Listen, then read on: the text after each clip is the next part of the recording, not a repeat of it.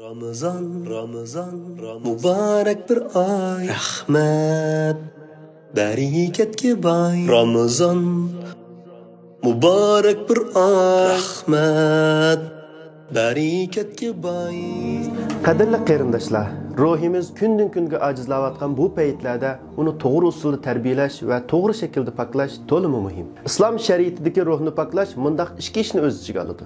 Birinchisi, oldi bilan ruhimizni barliq yomon illatlar, qalb kasalliklari va munofiqlikdan poklash kerak. Buni biz tahliya deb ataymiz.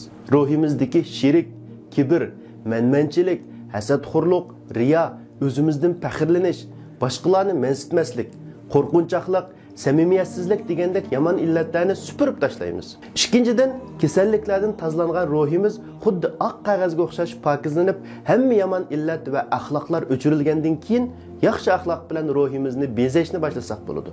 Shirikning o'rniga tavhid, kibrning o'rniga kamtarlik, manmanchilikning o'rniga boshqalarga o'tinib berish, hasadning o'rniga boshqalarni e'tirof qilish, qo'rqinchoqlikning o'rniga jasorat, riyoning o'rniga ixlos keladi-da, haqiqiy pakruh maydonga kelishga boshlaydi. Islom olimlari bu ahvolni bir isil istakanga o'xshatgan bo'lib, garchi istakan shundaq nafs ishlangan bo'lsa-mu, agar pokiz bo'lmasa, yanada foydalanmaysiz. Hatto uningga nihoyatda no'ch ichimlik qo'yilgan bo'lsa-mu, icholmaysiz. Shunga oldi bilan istakanni pokiz yuvib paqirtib o'tish kerak. Shuningga o'xshashlar ruhimizni oldi bilan yomon sifat va illatlardan poklashimiz kerak. Bu orqali yaxshi sifatlar bilan bezashga o'rin hozirlagan bo'lamiz. Bu holatni olimlar oldi bilan bo'shitish, bekalash, ondan zinnatlash va qochilash deb qisqacha ifodalagan ekan.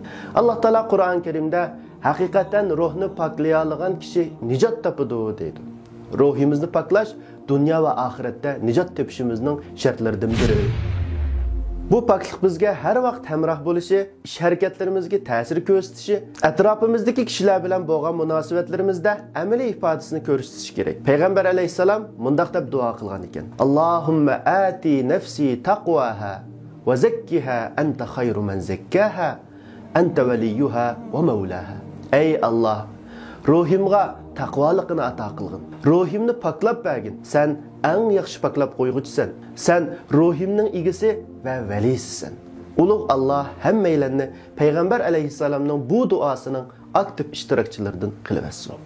Bizden kelgandir nusrat, musulmonlar aziz bo'lgan ash oxiri hammasi rahmat, rahmonimiz rozi bo'lgan